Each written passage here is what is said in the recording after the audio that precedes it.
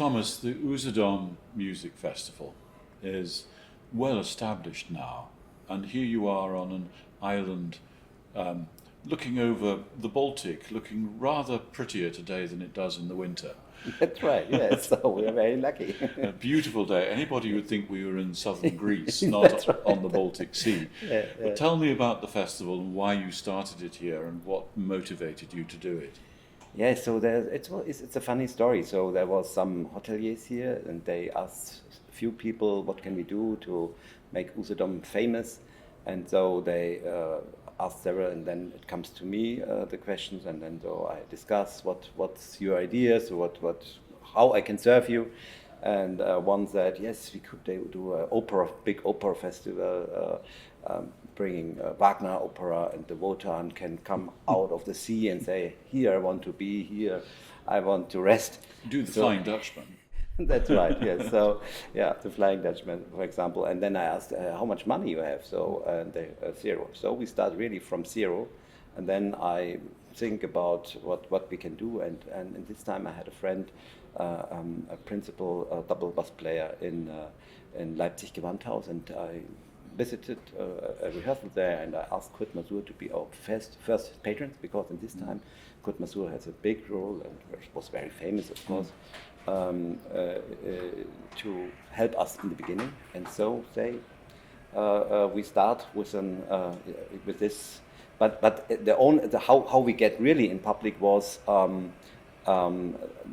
we present in the press conference that the Gewandhaus Quartet will come, and Kurt Masur will open it there, and then the press, the German press agency made an announcement: Kurt Masur will conduct the Leipzig quartet, and then we had to say, of course, he's not conducting, he's just talking. And then there was a big headline in the big newspaper here. The fans of classical music are very upset. Kurt Masur will not conduct. So this was a big thing, and so we come in it. But of course, it was a long way to find our way, because the first time we had only several concerts. And in which year was that? That was 1994. Right. This was 1994. Yes. So 30 years ago this year. That's right. And so I was student, and it was my diploma thesis, my diploma work, and so I had this theme, organizing a festival, for example, the first Usedom Music Festival. So with that I started, and then we of course must find our ways, and we had different steps, to come to such a festival. And is it very much a chamber music festival, or yes, is it? In the beginning was mostly chamber music, because we have only churches and small halls. But then 2002, we get the opportunity to have a big hall, this power station in Peenemünde. And yes, and tell me a little bit about the island, because it is an extraordinary place. It has a very dark history, absolutely, as well as very. I suppose ancient history is a very important place in Pomerania as a region too. That's right. So this was always a fantastic resort. So there was originally one region called Usedom Wolin. This is two islands beside each other, and the name was the butterfly of the Pomeranian Sea. So we have on one side Usedom, on the other side Wolin, and in Usedom now we are separated, or it was after the Second World War, separated in Poland. With Swinemünde, with a big city, Świnoujście in Polish, and the German part with 35,000 people.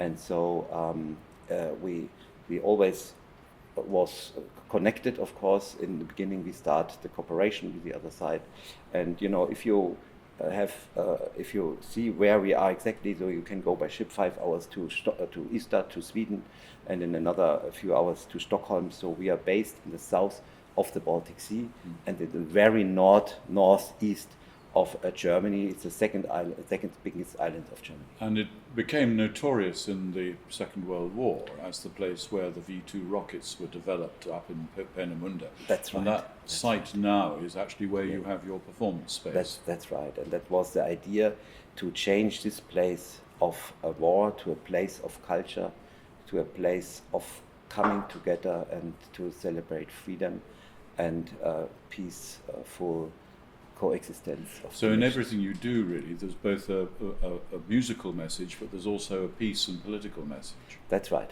So I think our president was also here, where we start all this and it was very also from the political side very, yes, wished to have support for this place, and spent a lot of money to get this place to a concert hall. And so since then we had many performances also with the North German Radio, which are our residency orchestra, but also 2 years ago with the New York Philharmonic, a big residency for 1 week, 3 different programs with Anne-Sophie Mutter, Jaap van Zweden conducting. So it was, we try really to bring this place to the map, and also to sign out yes, our ideas. And you have also the Baltic Sea Philharmonic, which is not a normal orchestra, is it? People may see Baltic Sea Philharmonic and they think, oh, another strange symphony orchestra from That's right. another part of Finland. Yeah. And the answer is, it's not that at all. It's almost a rock band. That's right. So what we always say, it's usually not an orchestra, it's really a band.